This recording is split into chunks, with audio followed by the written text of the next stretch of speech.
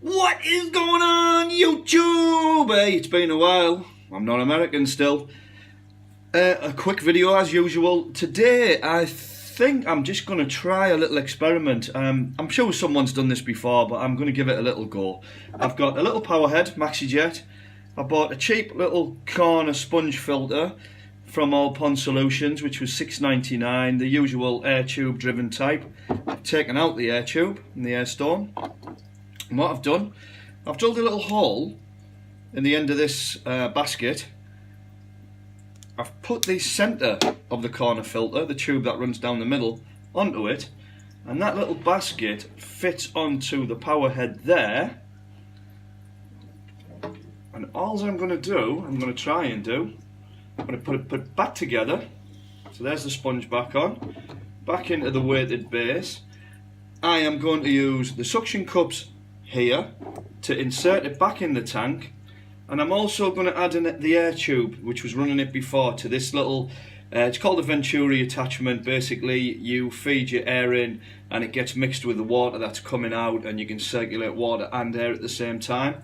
So I'm going to pause the video, set that up in the tank, and if it works I will do a part 2 and add it to this. If it doesn't work, you'll never get to see this video. Thanks for watching.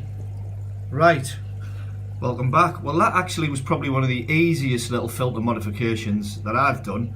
As I say, I don't know if anybody else has done it. I've not seen it on YouTube, but I've attached the corner sponge filter, which is black, down below there, which is going to be really hard to see against the black background of the tank, to a little MaxiJet power head, attached a black airline to the Venturi at the top, and you can see all that lovely circulating oxygen getting blown into the tank.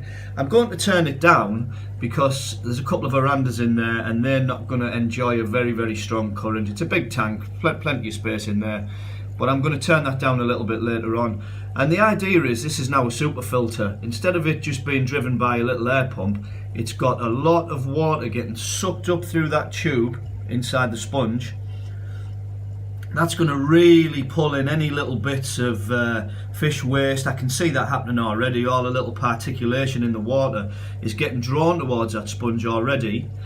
And you know, I won't run it constantly, but I certainly will run it for a few hours a day, and that's going to help with the mechanical filtration and a little bit of biological filtration as well when the sponge beds in and it gets a little bit of bacteria growing in there. And it's also circulating a lot more air through the water than the air pump was, because the bubbles were going straight up. So we'll give that a go and we'll see how that clears up. There's the big fella down the front. He clearly isn't fazed by anything that I do in the tank, because my hands are always in there. Big reflection today, but it's going to be a well-stocked fancy goldfish tank, 200 litres. It's a Fluval Roman 90. That is a lovely little calico aranda. And there's Stripe at the back, but he's lost his stripe, so I'm going to have to rename him. Black Moor down the bottom, that's Sauron. And who else have we got in there? There is a lovely little white fantail hiding at the minute. I don't know where she is, but she's called Flying Snow. Maybe we'll see her next time. Ah, there she is, popped out right at the last minute. Thank you very much for that.